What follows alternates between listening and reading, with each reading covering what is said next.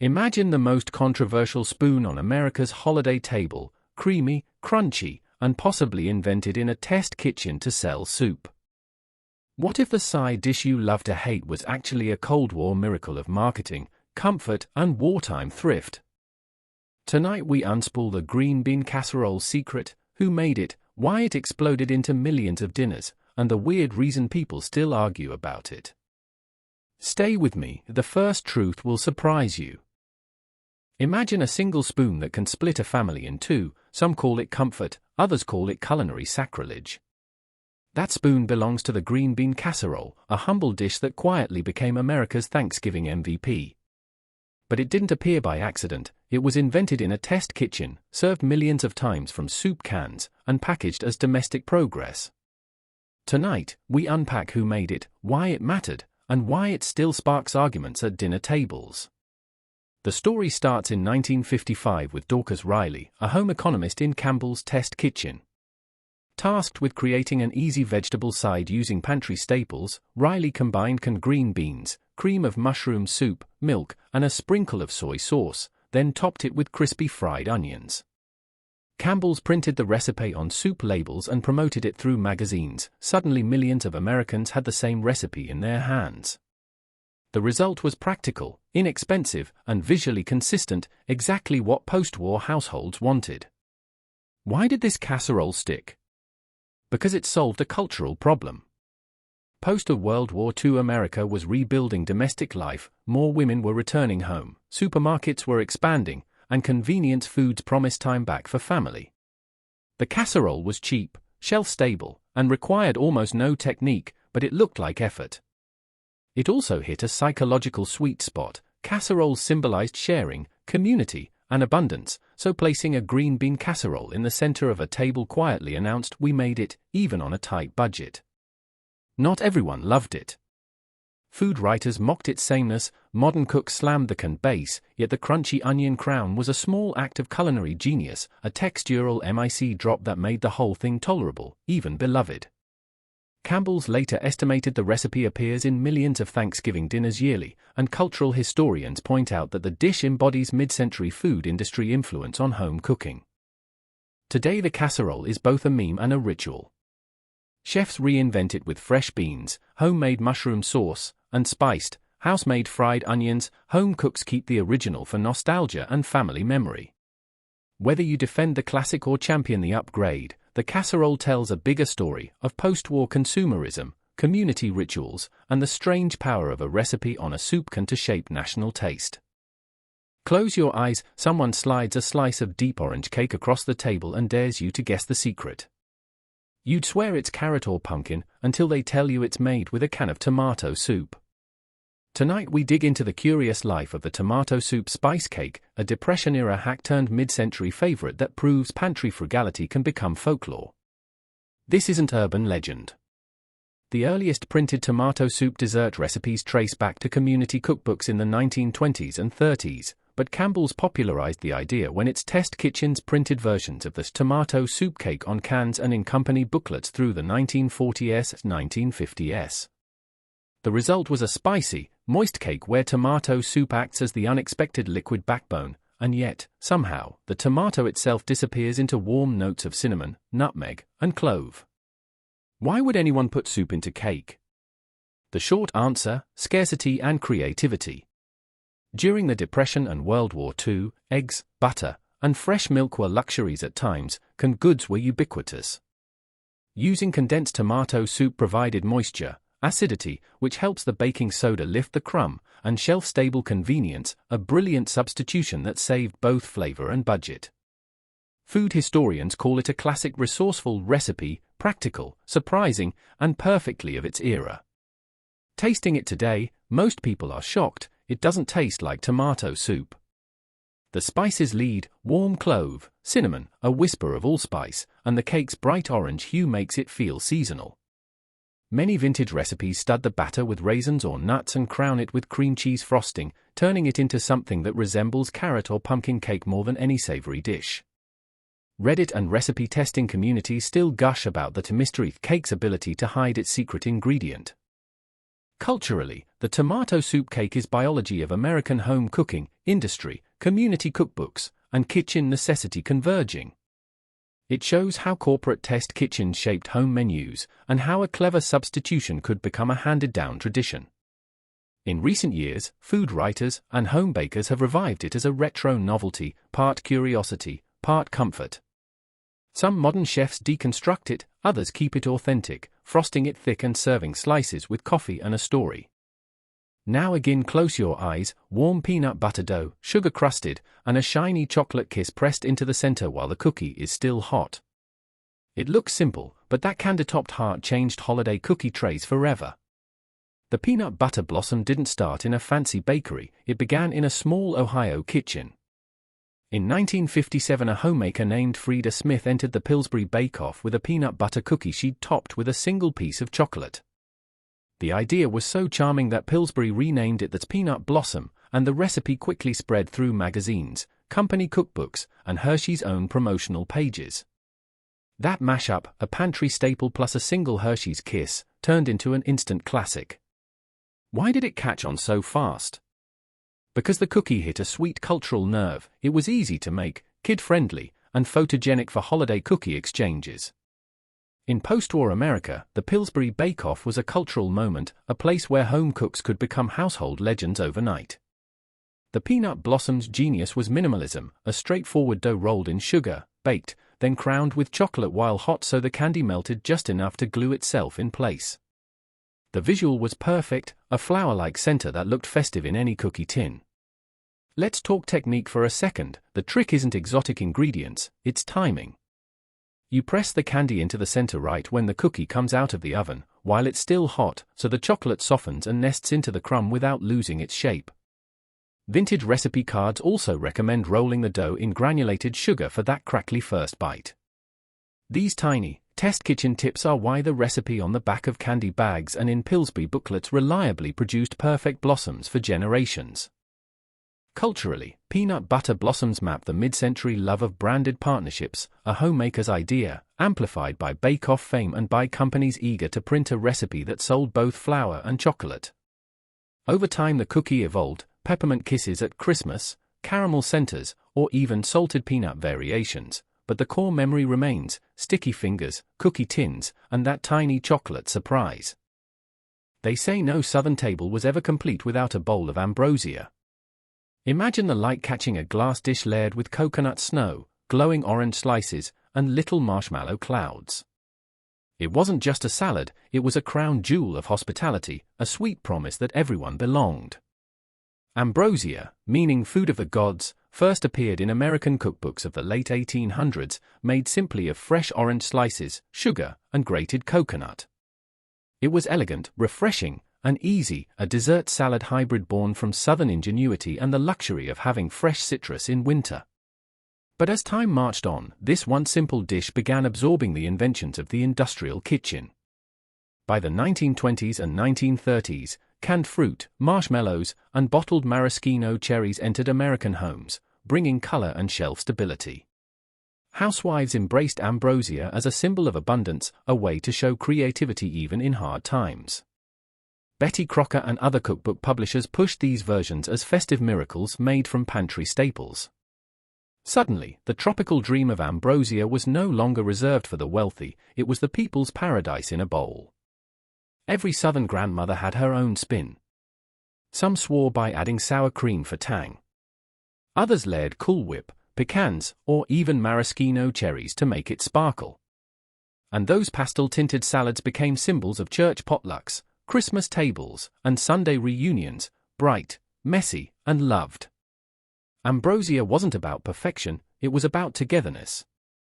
But the truth is, ambrosia fell out of fashion. As fresh ingredients returned to kitchens in the 1980s and 90s, people laughed at the fluff and nostalgia that once defined it. Food magazines called it kitschy, and chefs ignored it. Yet today, collectors of vintage cookbooks are bringing it back, not ironically, but lovingly. They're rediscovering the original recipe, fresh citrus, shaved coconut, and just a sprinkle of sugar, simple, bright, and deeply American. Ambrosia salad isn't just fruit and fluff. It's the story of invention, adaptation, and the sweetness of memory, proof that food doesn't have to be perfect to be powerful. Picture a chilly autumn morning in 1933. The radio hums softly in the background, crackling with Roosevelt's voice as a mother rolls up her sleeves in a modest kitchen. The air smells faintly of flour and hope. On the counter sit her humble ingredients: soda crackers, sugar, lemon juice, and a few pinches of cinnamon.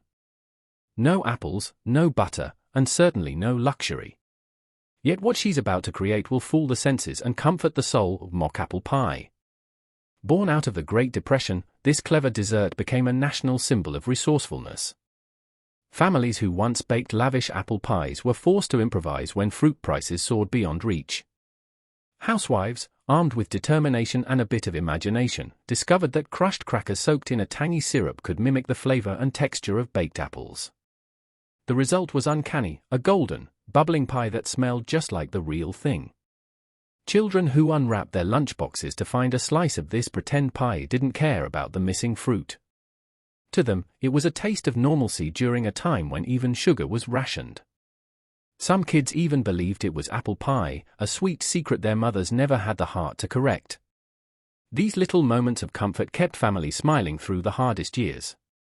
The recipe spread like wildfire through community cookbooks, church gatherings, and ladies' home journal columns. It became a Depression-era miracle, a dessert that turned scarcity into sweetness. Housewives swapped tips on how to get the cracker layers perfectly tender or how to balance the lemon syrup to make it taste apple bright. By the time prosperity returned in the 1950s, the mock apple pie had nearly vanished. Fresh fruit was back in abundance, and people wanted to leave behind the taste of tough times. But for those who lived it, the memory never faded. The pie wasn't just food, it was a story of perseverance, love, and the creativity that defines America's culinary history. If you've ever tasted something made with love when the cupboards were bare, you already know the spirit of this pie. Subscribe for more stories like this, because behind every forgotten recipe lies a reminder that even in the hardest days, Americans always found a way to make life a little sweeter. You can almost hear the clatter of tin trays and the echo of boots on barracks floors. It's 1944, and somewhere overseas, American soldiers are lining up for breakfast. On the menu? Something humble, salty, and unforgettable: cream-chipped beef on toast. Known by troops as SOS, this dish became both a punchline and a lifeline during wartime. When the war ended, the recipe came home too. Veterans, nostalgic for those simpler mornings, began recreating it in their kitchens. Military wives learned the recipe, children grew up with it, and before long, cream-chipped beef became a quiet breakfast staple across post-war America. Diners served it, school cafeterias adopted it, and mothers made it on sleepy Sunday mornings. By the 1950s, it wasn't just food, it was memory. The sound of sizzling butter, the smell of warm milk thickening in the pan, the crunch of toast under the first spoonful, it all reminded people of discipline, duty, and the resilience of those who'd served. For some families, it became a kind of ritual, a breakfast to honor the past. But as the decades rolled on and convenience foods took over, SOS faded from the table. The younger generation preferred instant cereals and frozen waffles. The rich, savory aroma of chipped beef gravy became a scent only remembered by grandparents and veterans who'd lived its story. Today, if you stumble upon this dish in a diner, perhaps tucked away on the classic breakfasts menu, you're tasting a piece of American grit. It's a reminder that sometimes the simplest meals carry the heaviest memories. Every bite of cream-chipped beef tells the story of soldiers, survival, and a nation that learned to turn scarcity into tradition. So, if you love food that carries history in its flavor, stick around. Because here, we don't just cook, we remember. Picture this: it's a shimmering summer afternoon in 1956. The dining table gleams under a lace tablecloth, a vase of carnations in the center, and there, catching the sunlight like a ruby jewel, sits a tomato aspic. A dish so elegant, so proudly displayed, it looked more like art than food. Before you raise an eyebrow, let's rewind to understand why America fell in love with it. Tomato aspic was born from the glamorous world of gelatin-based cuisine, a trend that dominated American cookbooks from the 1920s through the 1960s. In those days, gelatin wasn't just dessert material. It was a canvas for creativity, especially in an era when presentation mattered almost as much as taste. At its heart, tomato aspic was a savory jelly made from spiced tomato juice, thickened with unflavored gelatin and often molded into ornate shapes. Inside, you might find celery, olives, boiled eggs, or even tiny shrimp suspended like colorful treasures. Chilled to perfection, it was served as a salad or side dish at luncheons, church potlucks, and especially at holiday dinners. This dish represented sophistication. Housewives took pride in how perfectly their aspic held its form when unmolded. Betty Crocker and Good Housekeeping magazines praised it as a modern hostess's dream, refined, practical, and visually stunning. In mid-century America, it wasn't unusual to open the fridge and find 2 or 3 jiggling creations waiting for company. But like many vintage culinary marvels, tomato aspic eventually lost its charm. The 1970s brought cultural change, convenience replaced craft, and the gelatin craze began to wobble out of fashion. People started finding the texture strange, the idea of cold tomato jelly unappealing. What was once an emblem of high-class hosting quietly vanished from family tables, remembered only through stained recipe cards and faded cookbooks. Yet, in its time, tomato aspic was more than a dish, it was a reflection of America's post-war optimism. It captured the joy of experimentation, the pride of homemakers eager to impress, and the beauty of food that didn't just feed the body but delighted the eye. Today, if you ever find a vintage Betty Crocker cookbook from the 1950s, flip through its pages, you'll almost always find that bright, bold mold smiling back at you. Maybe strange to us now, but to those who lived then, it was the definition of elegance on a plate. Every shimmering layer of tomato aspic tells a story of creativity, courage, and a time when even a salad aspired to be art. Do you remember seeing a dish like this in your grandma's kitchen? Or maybe you've heard stories of that wobbly tomato thing at old family gatherings. Tell me in the comments, I'd love to know what vintage dish your family remembers most. Imagine walking into Grandma's kitchen on a cold December evening. The windows are fogged, the radio hums with Bing Crosby, and a heavenly sweetness hangs in the air. On the counter, rows of glossy white candies cooling on wax paper. Divinity candy. It looked like snowdrifts, smelled like heaven, and for many American families, it was the taste of Christmas. Divinity candy first appeared in early 20th century cookbooks, but it rose to stardom when Betty Crocker began including it in her holiday recipe pamphlets of the 1940s and 50s. Made from simple ingredients, sugar, corn syrup, egg whites, and vanilla, it wasn't the recipe simplicity that made it legendary. It was the skill it demanded. Cooks needed perfect timing and unwavering patience. The syrup had to reach the exact hardball stage, and then, while it was still piping hot, you had to slowly pour it into whipped egg whites, a balancing act between art and science. One wrong move and your candy turned gritty. But when you got it right, you created little bites of pure magic, glossy, airy, melt-in-your-mouth confections that felt like a snowflake dissolving on your tongue. In the 1950s, divinity became a ritual. Mothers passed down the trick to their daughters, the exact temperature, the feel of the mixture, the swirl of the spoon. Some added chopped pecans or food coloring, others shaped them into swirled mounds that looked almost too pretty to eat. It was a candy that didn't just symbolize sweetness, it symbolized care, patience, and family tradition. The Betty Crocker cookbook described divinity as a heavenly treat for a special day, a poetic touch that perfectly captured its charm.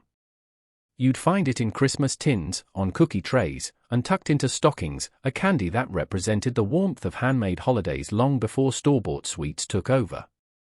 But over time, divinity candy faded from kitchens. Microwave fudge and boxed chocolates replaced it, and younger generations saw it as too complicated or old-fashioned. Yet, for those who grew up with it, divinity wasn't just candy. It was memory of mothers testing syrup with a spoon, of laughter as batches flopped or shone, and of that single moment when the kitchen filled with the scent of vanilla and sugar spun to perfection. Maybe you've tasted divinity, or maybe your family made their own version. Either way, it carried a piece of American holiday soul, light, fleeting, but unforgettable. Tell me in the comments if your family ever made this snow-white treat or if you remember seeing it in old tins at Christmas. Let's share those sweet memories together, they deserve to be remembered. There's something magical about the moment the Yule log cake first appears on a Christmas table.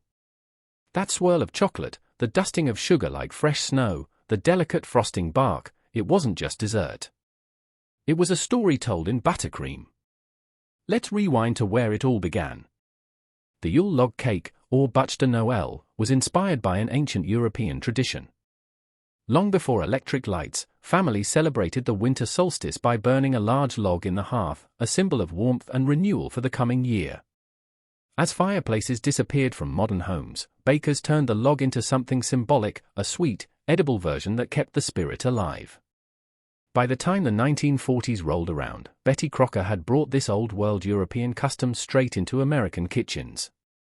Her cookbooks and Christmas pamphlets described the Yule log cake as a feast for the eyes and the heart, featuring a light, rolled sponge cake filled with whipped cream or mocha frosting, then coated with chocolate buttercream and etched with a fork to resemble bark. But it wasn't just about flavor, it was about theater. Housewives of the post-war era turned baking this cake into a centerpiece performance. They decorate it with meringue mushrooms, holly leaves, or even powdered sugar snow. The smell of chocolate filled the house, and when that log was brought to the table, candles flickering and carols playing, it wasn't just dessert time, it was show time. Betty Crocker's mid-century recipe encouraged creativity, let your Yule log tell a story. And indeed, every family made it their own. Some rolled it tight and elegant, others rustic and imperfect. Kids would wait for the moment when Mom sliced through the log, revealing that mesmerizing spiral inside, a sign that Christmas had truly begun. But as decades passed, the Yule log cake slowly disappeared from most American tables. Frozen pies and ready-made desserts took its place. The art of rolling sponge cakes, once a household badge of pride, became a forgotten skill. Yet, for those who grew up with it, the Yule log wasn't just about taste, it was about ceremony, about taking the time to make something beautiful. In the words of a 1953 Betty Crocker Christmas booklet, a Yule log cake turns your table into a storybook, each slice, a memory. And maybe that's why it deserves a comeback. In a world where so much is instant, this cake reminds us that some sweetness is meant to be crafted, not just consumed. So, did your family ever make a Yule log cake? Or maybe you remember seeing one on your grandma's holiday table. Tell me in the comments, because behind every Yule log lies a memory worth retelling. Let's keep those Christmas kitchen stories alive, one slice, one memory at a time.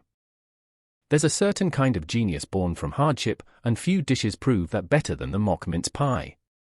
To the untrained eye, it looked like a rich, dark, spiced holiday pie filled with minced fruit and brandy, but behind its comforting aroma was a story of struggle, survival, and a bit of kitchen magic. To understand its roots, you have to step back into the 1930s, when America was deep in the Great Depression. Families had to make do with whatever they had. Real mince pies, the kind filled with beef suet, raisins, apples, and expensive spices, were a luxury most couldn't afford. That's where the mock version came in. Using crushed crackers or breadcrumbs instead of meat, vinegar for tang, and a splash of molasses or coffee for depth, homemakers recreated the texture and flavor of traditional mincemeat without spending a dime on costly ingredients. When Betty Crocker published her version in the 1940s, Your Share Wartime Cookbook, it became a symbol of resourcefulness. She described it as every bit as rich in spirit as the real thing. Housewives loved it, not just for its thriftiness, but for how it fooled the senses. You could slice into it, serve it warm with whipped cream, and no one at the table would guess it was made with pantry scraps instead of suet and sherry. In post-war America, the mock mince pie remained a sentimental favorite, a reminder of endurance through tough times. The deep molasses filling, the hint of spice, and the golden crust captured the essence of holiday nostalgia even when times were better. Families kept the recipe not because they had to, but because it tasted like memory. One 1951 Betty Crocker holiday booklet wrote, "What makes this pie special isn't what it's made of, but what it stands for, gratitude." And maybe that's why, even decades later, older generations still speak of it fondly. It wasn't about extravagance, it was about the miracle of creating joy when joy was scarce. Imagine a Christmas Eve in 1943, ration stamps on the fridge, a mother in a faded apron pulling this pie from the oven, the scent of cloves and molasses wrapping through the house. Children didn't care if it was mock. To them, it was real Christmas. Today, the mock mince pie reminds us that recipes are more than instructions, they're history you can taste. They tell us that even in lean years, the American kitchen never lost its creativity or its heart. Have you ever tried a mock recipe, maybe something your grandparents made during hard times? Tell me in the comments below. These dishes aren't just about ingredients, they're about resilience. And who knows, maybe this forgotten pie deserves a spot back on your holiday table. Let's share those family stories, I'd love to hear them all. Before the rise of fast food chains, Salisbury steak was a mid-century American classic that married simplicity with comfort. Often served with rich brown gravy and creamy mashed potatoes, it was a dish that transformed humble ground beef into a hearty, satisfying dinner. Families cherished it not just for taste but for the way it filled the kitchen with warmth and the aroma of home. The recipe traces back to Dr. James Salisbury, a 19th-century physician who promoted minced beef as a healthful food. By the 1930s and 40s, the dish had been adapted into the classic American version we recognize today, seasoned ground beef shaped into oval patties, lightly fried or broiled, then smothered in onion-infused gravy. Its popularity skyrocketed during the Great Depression and post-war era, when meat was scarce and families needed affordable yet nourishing meals. Emotionally, Salisbury steak became more than a dinner, it was a symbol of care. Mothers would labor over the patties, making sure each one was tender, while the scent of simmering gravy drew children from the living room. It was a dish that bridged generations, often appearing alongside mashed potatoes, buttered peas, and freshly baked rolls, making Sunday nights feel like a celebration even on ordinary weeks. Though its presence has waned in modern kitchens, old-fashioned Salisbury steak remains a testament to the era when American dinners were defined by love, patience, and practicality. Its legacy is preserved in family cookbooks and cherished memories, reminding us that even the simplest ground beef could be transformed into a centerpiece of warmth and nostalgia. Long before casserole dinners became a staple of weeknight cooking, shepherd's pie quietly held a special place in American homes. Though its origins lie across the Atlantic, American families adapted it during the early 20th century, turning ground beef into a hearty, layered delight topped with creamy mashed potatoes. During the 1930s and 40s, shepherd's pie became especially popular in households where frugality met creativity. Leftover vegetables and bits of meat could be transformed into a filling layer beneath a golden, fluffy potato crust. This was more than a meal, it was a reflection of resourcefulness during hard times, a way for mothers and grandmothers to stretch modest ingredients into something comforting and celebratory. What set the American version apart was its emphasis on rich, savory flavor. Onions, carrots, and sometimes a hint of Worcestershire sauce mingled with browned ground beef, all enveloped in a creamy blanket of mashed potatoes. Baked until the top turned lightly golden and crisp, it exuded warmth the moment it left the oven. For children, the anticipation of cracking through the potato layer to find the hidden treasure of meat and vegetables became a small everyday joy. Shepherd's pie was more than just food, it was a ritual. Families would gather around the table, steam rising from the dish, and share stories of the day, while the rich scent of potatoes and beef filled the home. Though it has faded from many modern menus, its legacy lives on in vintage cookbooks and memory-filled kitchens, reminding us that comfort and ingenuity often come hand in hand. In a world now dominated by fast meals, shepherd's pie stands as a delicious testament to the era when every dinner was made with care, imagination, and a sprinkle of love. Hey friends! I want to hear from you. How old are you? Which dish did you like the most? And where are you watching this video from? Have you tried any of these dishes? If yes, which one was your favorite? Drop your answers in the comments, I'll be checking them and can't wait to read what you think. If you enjoyed this video, please give it a like, it really helps me make more interesting, nostalgic videos for you. And don't forget to check out my channel, where you'll find full videos with step-by-step guides and all the details about these old American recipes. Most importantly, if you love this kind of content and want to see more forgotten, vintage dishes, hit that subscribe button. I promise every video will take you on a little journey back in time, letting you experience the true flavors and stories of American food history. So remember, comment, like, visit, and subscribe. It's a small action that keeps us connected and helps me bring more amazing recipes to you. Can't wait to see your thoughts in the comments.